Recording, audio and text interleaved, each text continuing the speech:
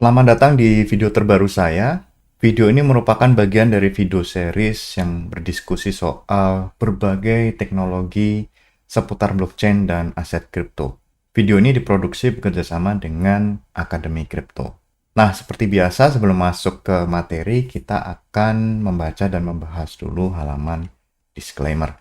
Berbagai informasi yang disampaikan dalam video ini bukan merupakan ajakan untuk menjual ataupun membeli instrumen apapun, melainkan untuk tujuan edukasi semata.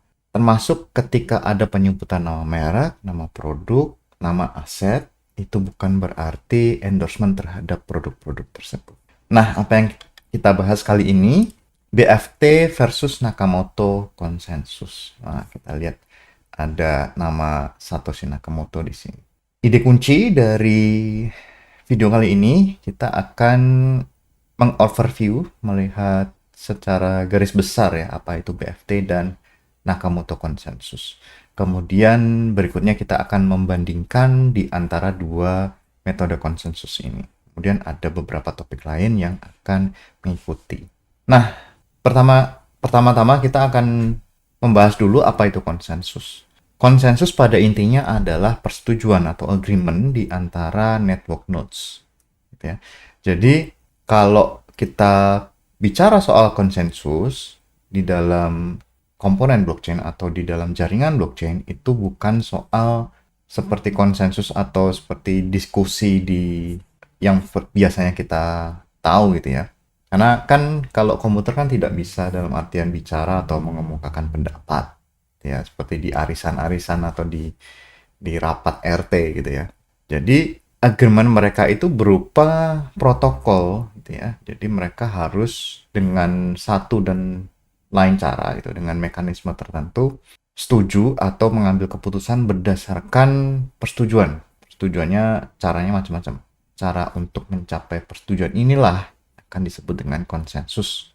Nah, jadi karena di blockchain ini kan tidak ada ketuanya, tidak ada presidennya atau direktur atau gubernurnya gitu ya.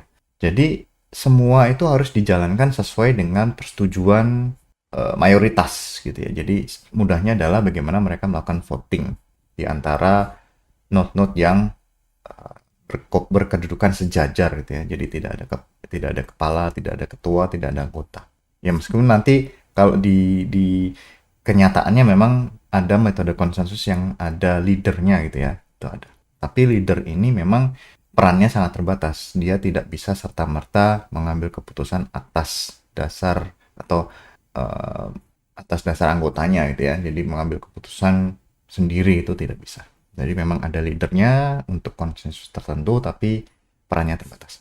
Nah, jadi konsensus inilah yang membantu teknologi blockchain atau protokol blockchain untuk mencegah double spending. Gitu ya. Karena dia memastikan ada data integrity.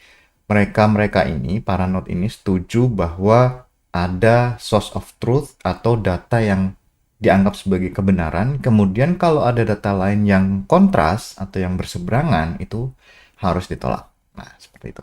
Nah, konsensus ini adalah inti dari desentralisasi.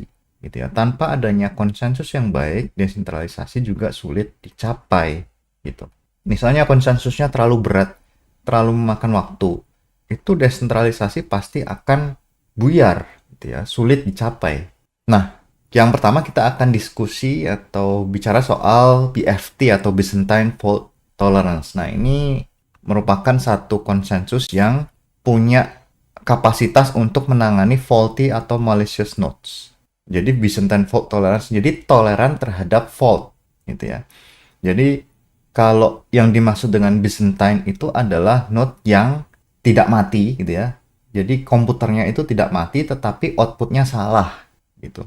Jadi faulty itu outputnya jadi bukan dead node gitu ya, bukan node yang offline tapi faulty atau malicious. Malicious itu ya mencoba untuk mencurangi sistem. Kalau faulty ya ini komputernya memang outputnya salah gitu ya. Tapi kalau malicious memang ada satu usaha ekstra di situ. Nah, itu namanya Byzantine fault. Nah, jadi kalau node yang Byzantine ini jauh lebih sulit ditangani ketimbang node yang mati. Kalau mati memang tidak masuk ke konsensus, selesai. Tetapi kalau sudah bertindak sebagai Byzantine gitu ya, Byzantine fault, itu harus ditangani. Nah, jadi syaratnya adalah kurang dari sepertiga dari node itu misbehave atau bertindak sebagai Byzantine gitu ya, atau berkarakter Byzantine fault. Faultnya apa? Faulty dan malicious atau malicious gitu ya. Nah, jadi syaratnya adalah kurang dari sepertiga. Artinya, 2/3 dari node itu harus tetap jujur, harus tetap baik, harus tidak faulty. Gitu ya. Jadi outputnya harus tetap. Nah, jadi dia menggunakan message exchange dan voting. Jadi, di para node ini dia akan bertukar informasi, bertukar pesan gitu ya, satu sama lain bertukar pesan, kemudian mengambil keputusan atau mengambil suara gitu ya berdasarkan sesuatu yang disampaikan atau sesuatu yang diusulkan gitu ya. Biasanya ada leadernya di sini. Jadi misalnya ada satu, jadi leadernya itu tidak permanen, leadernya akan dirotasi gitu. Jadi ketika satu node-nya menjadi leadernya ini bertugas untuk propose gitu ya, membuat suatu proposal sebuah data, kemudian para anggotanya ini akan melakukan voting apakah setuju atau tidak. Nah, jadi premisnya adalah 2/3 dari node itu harus tetap jujur. Nanti kalau sepertiga itu misbehave, masih tetap votingnya itu tetap berjalan. Tapi kalau sudah lebih dari sepertiga, nah itu jadi masalah, tidak jalan BFT-nya. Jadi contohnya adalah PBFT, Practical BFT, dan Tendermint. Jadi kalau Tendermint itu di Cosmos, ya, nah ini sangat populer Tendermint itu banyak diadopsi oleh blockchain-blockchain lain selain Cosmos. Nah, metode konsensus lainnya adalah Nakamoto konsensus. Nah, ini karena dapat nama Nakamoto ya, berarti Satoshi Nakamoto. Ya, jadi asosiasinya dengan Bitcoin. Nah, kalau kita tahu Bitcoin, dia menggunakan proof of work. Jadi, yang diharapkan adalah si konsensus ini mengambil longest chain gitu ya. Jadi, selama ada cabang yang paling panjang, itulah yang dipilih gitu ya. Artinya, si Nakamoto konsensus ini berharap kalau misalnya ada miner-miner yang memilih untuk memanjangkan satu cabang lah, itulah berarti mereka sudah memvoting bahwa inilah yang mereka pilih. Jadi selama ada yang paling panjang cabangnya, itulah yang dipilih. Itu artinya data-data yang masuk di dalam cabang yang paling panjang itulah yang dianggap sebagai data yang benar, bukan yang cabang yang pendek. Nanti cabang yang pendek akan dibuang. Nah, kalau Anda sudah mengikuti salah satu video yang sudah lalu gitu ya, itu ada namanya probabilistic finality. Artinya probabilistic finality itu adalah metode finality yang akan meningkat seiring berjalannya waktu, gitu ya. Kalau di dalam Bitcoin itu kan butuh konfirmasi kan. Jadi ketika ada satu transaksi masuk ke dalam sebuah blok, bukan berarti serta-merta itu jadi valid atau jadi final. Dia harus butuh sekian konfirmasi. Entah itu 6 konfirmasi atau 2 konfirmasi gitu ya. Yang jelas dia butuh konfirmasi. Kenapa? Karena dia membutuhkan probabilistic finality-nya harus semakin tinggi. Kalau cuma satu blok masih bisa dihapus, diganti dengan blok lain, tapi kalau sudah dapat konfirmasi 2 atau 6 konfirmasi, itu sudah finality-nya juga lebih tinggi gitu ya. Tapi tetap ini hanya probabilistic. Nah, cara kerja BFT gimana? Jadi node mengirim pesan satu sama lain ya, tadi sudah dibahas. Kemudian mencapai agreement atau persetujuan melalui voting round. Jadi akan ada voting round gitu ya. Jadi setelah misalnya ada proposal untuk calon data gitu ya, kemudian ada voting round untuk mengesahkan apakah si node ini setuju atau tidak setuju gitu ya. Itu ada votingnya. Nah, dia cocok untuk jaringan yang kecil dan terkontrol gitu ya. Artinya jumlah node-nya jangan terlalu banyak. Kalau terlalu banyak nanti pesannya akan semakin banyak jumlahnya gitu ya. Nah, nanti dia akan menghasilkan immediate finality. Nah, ini yang bagus dari BFT adalah dia immediate finality, bukan probabilistic finality gitu ya. Kalau immediate finality dia tidak membutuhkan konfirmasi. Jadi begitu ada satu data masuk ke dalam blok, kemudian dikonfirmasi gitu ya, atau sudah masuk ke dalam satu blok, sah gitu ya, sudah digabungkan ke dalam chain, biasanya itu akan jadi final. Jadi relatif lebih cepat kalau dengan menggunakan BFT ketimbang Nakamoto Consensus. Bagaimana dengan Nakamoto Consensus? Cara kerjanya apa? Jadi, kalau kita lihat lagi di Bitcoin, dia ada miner untuk memecahkan puzzle gitu ya. Jadi, syaratnya untuk masuk ke dalam blok itu harus ada puzzle yang dipecahkan. Kemudian, ada kompetisi ya, mana yang cabang paling panjang. Nah, jadi miner tuh bisa melakukan pencabangan gitu, tapi satu waktu tertentu hanya satu cabang saja yang menang, jadi cabang yang lain akan dihapus. Nah, yang dicapai adalah security dari computational work. Jadi dia akan melakukan komputasi matematis itu dengan uh, sangat banyak, jadi tidak efisien atau tidak ekonomis untuk diserang. Nah, itu konsepnya. Jadi konfirmasi akan meningkat, jadi finality-nya tadi ya, probabilistic finality akan meningkat seiring dengan waktu. Jadi waktu yang dibutuhkan kapan? Kalau di Bitcoin biasanya ya 10 menit, 20 menit, sampai 1 jam biasanya sudah final. Keuntungan dari BFT, dia transaction finality-nya itu jauh lebih cepat, kemudian penggunaan energinya rendah gitu ya. Karena dia tidak menggunakan proses mining, tidak melakukan komputasi. Nah, dia ideal untuk sistem yang permission gitu ya. Permission blockchain gitu ya. Atau bahkan konsorsium mungkin juga cocok. Kemudian dia juga high throughput in small networks. Jadi biasanya BFT ini memang diadopsi untuk blockchain-blockchain yang high throughput gitu ya, atau low latency atau yang berkapasitas besar. Itu biasanya pakai BFT atau sejenisnya. Sedangkan untuk Nakamoto Consensus, dia itu cenderung lebih open dan permissionless. Ya, jadi kalau di mining Bitcoin, itu semua orang bisa jadi miner. Kapanpun juga bisa langsung jadi miner. Gitu ya. Nah, dia juga proven ternyata. Sudah proven di Bitcoin. Jadi Bitcoin sekarang jadi pengikut Nakamoto Consensus yang paling sukses gitu ya. Akan tetapi jangan sampai digeneralisasi kalau Nakamoto Consensus akan selalu sukses. Itu tidak seperti itu.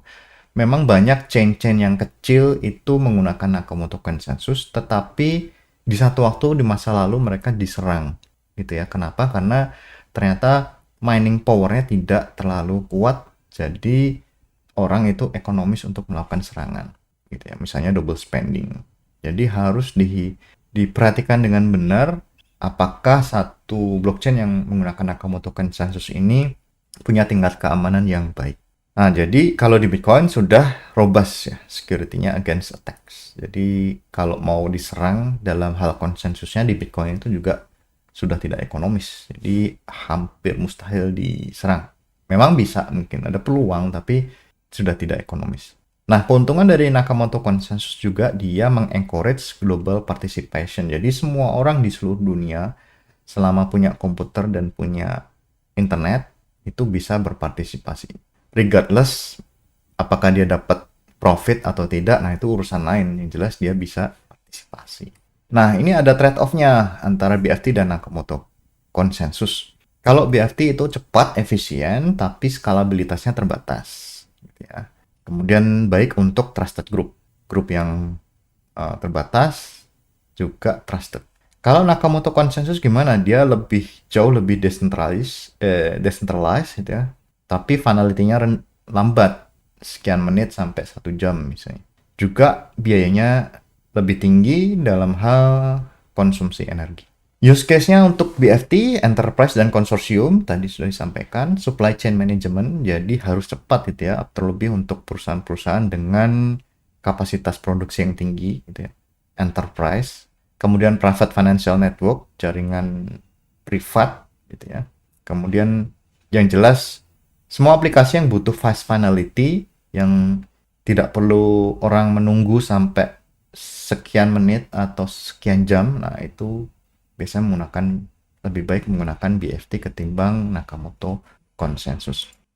Nah, use case-nya untuk Nakamoto Consensus apa? Public cryptocurrencies, Bitcoin, dan lain-lain. DeFi gitu ya. Kemudian censorship resistant systems, jadi sistem-sistem yang terbuka ya. Global dan jaringan terbuka itu biasanya prefer ke Nakamoto Consensus. Nah, cuman di perkembangan terbaru itu Nakamoto Consensus makin turun preferensinya. Jadi biasanya orang lebih suka sistem yang cepat meskipun itu public blockchain gitu ya. Jadi BFT ini biasanya diadopsi juga untuk proof of stake. Apalagi ada juga yang hybrid gitu ya. Ada BFT dan proof of stake itu kombinasi. Kalau BFT dan proof of work kayaknya agak sulit. Nah, jadi tujuan untuk inovasinya adalah meningkatkan skalabilitas dan keamanan. Nah, tapi ini biasanya masih di dalam research. Jadi desain-desain yang inovatif ini biasanya masih dalam tahap research. Jadi kalau misalnya konsensusnya bisa cepat, artinya nanti throughputnya juga bisa makin tinggi. Gitu ya. Jadi si blockchain ini biasanya performanya sangat dipengaruhi oleh konsensus. Berapa cepat atau berapa lambat si konsensus ini berjalan, nanti si performanya juga ikut ke konsensus ini.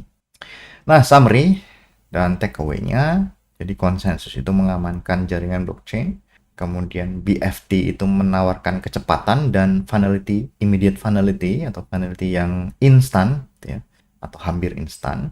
Nah, Nakamoto konsensus itu menawarkan desentralisasi dan robustness. Jadi dia lebih tahan atau dia tahan terhadap serangan. Nah, ini tentu saja untuk kasus-kasus yang khusus ya, misalnya di Bitcoin atau jaringan-jaringan yang besar. Nah, pilihan antara BFT dan Nakamoto Consensus itu tergantung pada goalnya dari jaringan apa, kemudian memahami bahwa masing-masing itu punya trade-off. Nah, sampai di sini video kali ini. Sampai jumpa di video berikutnya. Terima kasih.